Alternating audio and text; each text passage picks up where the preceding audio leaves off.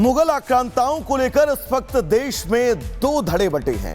पहला धड़ा ऐसा है जो इन मुगल आक्रांताओं का महिमा मंडन करते हुए नहीं थकता, जबकि दूसरा धड़ा ऐसा है जो इन मुगल आक्रांताओं को आक्रांता शब्द से परिभाषित करता है और यह कहता है कि उन मुगल आक्रांताओं के इस देश में जितनी भी निशानियां हैं उन निशानियों को नेस्तनाबूद कर दिया जाए। इसी कड़ी में संभाजीनगर में मौजूद औरंगजेब की कब्र को हटाने की कवायद और इसकी मांग अब बहुत तेज हो चुकी है और इन तमाम मुद्दों पर इस देश में इस वक्त जमकर सियासत हो रही है। रिपोर्ट आपको दिखाएंगे।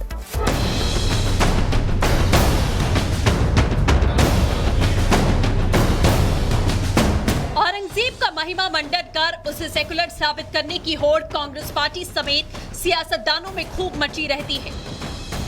महाराष्ट्र में अबू आजमी का औरंगजेब पर स्तुति ज्ञान देश की राजनीति में भूचाल ले आया। औरंगजेब की क्रूरता और हिंदुओं के खिलाफ नफरत इतिहास का वो काला अध्याय है जिसे मिटाने की साजिश रची जाती रही। बहरहाल अब औरंगजेब की कब्र पर फूल चढ़ाने वालों को बड़ी तकलीफ होगी उन्हें जो मुगलिया निशानी को भारत की धरती पर जिंदा रखना चाहते हैं, क्योंकि सवाल उठ रहे हैं एक क्रूर आक्रांता की कब्र का हमारे आंगन में क्या काम है। छत्रपति संभाजी नगर में औरंगजेब का मकबरा मौजूद है। औरंगजेब की कब्र खोदने की मांग उठाई गई। हिंदुओं का नरसंहार करने वाले की कब्र क्यों मौजूद है? एएसआई के संरक्षण में क्यों है औरंगजेब की कब्र? साहेब, आम्हालाही प्रत्येकाला असंच वाटतं, फक्त काही गोष्टी कायद्याने करावे लागतात कारण ती संरक्षित आहे। जुन्या काँग्रेसच्या काळामध्ये एएसआयचं संरक्षण मिळालंय। उस लिस्ट में अबू आजमी एक नाम है जो इतिहास को धर्म और नस्ल की तराजू पर तोलते हैं। हालांकि बीजेपी नेताओं ने मोर्चा खोल दिया। औरंगजेब की कब्र तो हटनी ही चाहिए। कांग्रेस पर सवाल उठ रहे हैं कि आक्रांताओं की कब्र संरक्षित क्यों रखा गया? आदरणीय मुख्यमंत्री देवेंद्र फडणवीस जी ने जो कहा बहुत सत्य है। इसलिए एक ऐसा आक्रांता जो शिवाजी महाराज का छल करने वाला, वीर संभाजी को तड़प तड़प करके तड़पा तड़पा करके मारने वाला, ऐसा आक्रांता हमारे भारत में हिंदू हो, मुसलमान हो, कोई भी धर्म का हो, विषय धर्म का नहीं है, किसी को भी ऐसा आक्रांता पसंद नहीं आएगा। 100% औरंगजेब की कब्र हटाने की आवश्यकता है, लेकिन जैसा माननीय मुख्यमंत्री जी ने बताया कि नेहरू जी के समय में औरंगजेब की बहुत प्रशंसा हो जाती थी। उसका नाम का रोड भी दिल्ली में किया था और उसी कारण उसके कब्र को एएसआई मॉन्यूमेंट करके डिक्लेयर किया गया। औरंगजेब ऐसा शासक था कि जिसकी स्मृति किसी ने रखनी नहीं चाहिए। और जिस औरंगजेब ने छत्रपति शिवाजी महाराज जैसे हमारे राजा को तकलीफ दिया, उसके बाद संभाजी महाराज छत्रपति, उनका क्या हाल किया वही आपने देखा है। उसके बारे में हिंदुओं की और मराठी लोगों की भावना वैसी है, इसलिए हटाना चाहिए। औरंगजेब की बात कर एक तरफ हम छत्रपति शिवाजी महाराज की विचारधारा के साथ चलते हैं, ऐसा कहानी आप बताते हो। छत्रपति शिवाजी महाराज की विचारधारा आपकी है ही नहीं। आपकी विचारधारा किसके साथ जुड़ती है उसका मैं उल्लेख नहीं करूंगा यहाँ पर। आप शिवाजी महाराज की विचारधारा से तो चल ही नहीं रहे। तो इतिहास में जाने से पहले आज जो स्थिति बनी है महाराष्ट्र में, आप मुख्यमंत्री हो, उसके ऊपर ध्यान दो। औरंगजेब पर हो रही सियासत का द एंड तभी होगा जब उसकी कब्र हटेगी। औरंगजेब का अत्याचार इतिहास के पन्नों में सिमटा हुआ है। जिन्हें उसकी कब्र हटने से परेशानी है वो इतिहास पर अपने ज्ञान चक्षु जरा खोल लें, क्योंकि औरंगजेब का महिमा मंडन अब और बर्दाश्त नहीं किया जाएगा। तो जम्मू कश्मीर में के गुलमर्ग में एक फैशन शो क्या हुआ कि अब उस पर जमकर घाटी में सियासत हो रही है। दरअसल इस फैशन शो का विरोध किया गया और यह कहा गया कि इस पाक महीने में ऐसा फैशन शो आखिर आयोजित क्यों किया गया। खुद मुख्यमंत्री विधानसभा के अंदर यह कहते हुए नजर आए कि इसके आयोजकों पर कार्रवाई की जाएगी। लेकिन दर्शकों, सबसे दिलचस्प बात यह कि इस फैशन शो के दरमियान मुख्यमंत्री के दोनों बेटे भी मौजूद थे। रिपोर्ट आपको दिखाएंगे।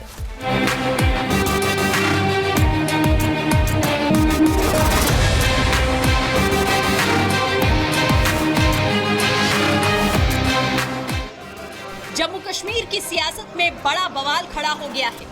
सदन में हंगामा विकास को लेकर नहीं बल्कि एक फैशन शो को लेकर है। रमजान के महीने में गुलमर्ग में आयोजित इस फैशन शो में अश्लीलता परोसने के आरोप लगाए गए।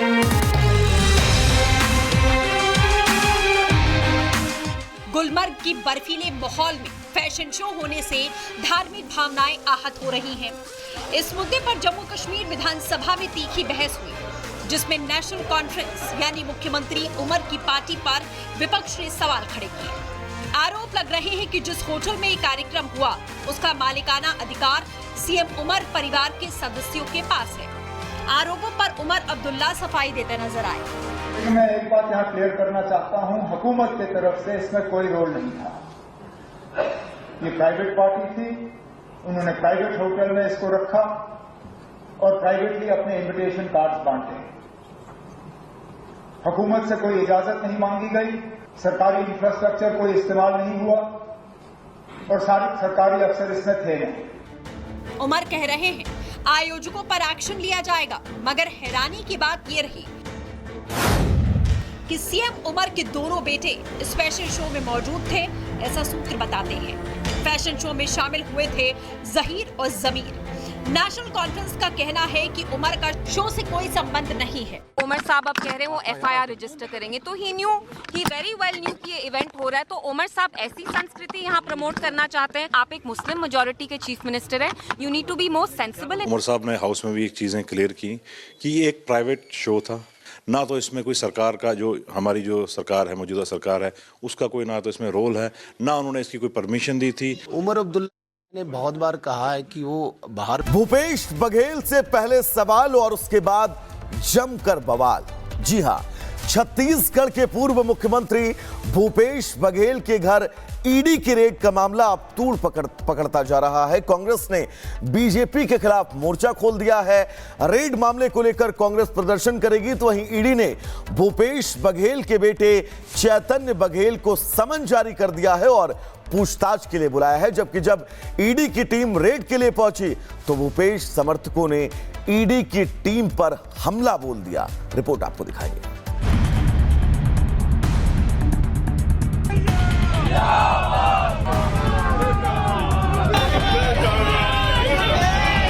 छत्तीसगढ़ में ईडी की टीम पर हमला।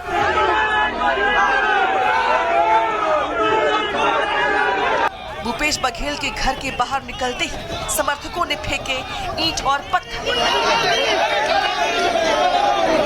बीच सड़क पर ईडी की गाड़ियों को रोका गया। ये हंगामा, ये बवाल, ये नारेबाजी छत्तीसगढ़ के पूर्व सीएम भूपेश बघेल के समर्थकों ने की, जो बघेल पर ईडी रेड का विरोध कर रही है। भूपेश बघेल के ठिकानों पर सोमवार को प्रवर्तन निदेशालय ने रेड किया। बघेल, उनके बेटे समेत 14 ठिकानों पर ये रेड एक साथ की गई। ये रेड कोयला घोटाला, महादेव सत्ता ऐप और शराब घोटाले मामले से जुड़ी मनी लॉन्ड्रिंग की जांच के सिलसिले में की गई है। छापे में क्या क्या मिला है, इसे लेकर अभी कोई ऑफिशियल बयान जारी नहीं किया गया है, लेकिन रेड के दौरान बघेल के घर नोट गिनने और सोने की गुणवत्ता जांचने की मशीन मंगवानी पड़ी। इससे माना जा रहा है कि बड़े पैमाने पर नकदी और सोना बरामद हुआ है। वहीं पेन ड्राइव के साथ साथ कुछ दस्तावेज भी ईडी के हाथ लगे हैं, जिसकी जांच जारी है। हालांकि इस छापेमारी से कांग्रेस कार्यकर्ता और बघेल समर्थक भड़क गए हैं। बघेल के घर पर रेड खत्म करने के बाद बाहर निकलते ही ईडी टीम पर हमला हुआ। उनकी गाड़ियों पर ईंट पत्थर बरसाए गए। इस हमले में अभी तक किसी के घायल होने की खबर नहीं है, लेकिन ईडी अधिकारियों ने इस मामले में एफआईआर दर्ज कराने की बात कही। वहीं ईडी की रेड के बाद बघेल ने कहा कि मैं मौत से नहीं डरता। भूपेश ना चुनाव लड़ने से डरता है और ना मौत से। देखो, भूपेश बघेल का हाथ दबाने की ताकत किसी में नहीं है। भूपेश बघेल मौत से नहीं डरता, न चुनाव लड़ने से डरता, न मरने से डरता। मुझे क्यों क्या डराएगा। ईडी की इस रेड के बाद छत्तीसगढ़ से लेकर दिल्ली तक हलचल तेज है। कांग्रेस ने बीजेपी के खिलाफ मोर्चा खोल दिया है। कांग्रेस का आरोप है कि ये मुद्दों से भटकाने की साजिश है। छत्तीसगढ़ के पूर्व डेप्यूटी सीएम टीएस सिंहदेव ने कहा कि एजेंसियों के जरिए ये दबाव बनाने की कोशिश है। जांच अपनी जगह एक अलग बात होती है, और अगर ये दिखने लगे कि जांच किसी उद्देश्य से की जा रही है तो एक अलग बात हो जाती है। तो इसी चीज को आप आगे बढ़ाते जाएंगे और एक के बाद एक इस प्रकार की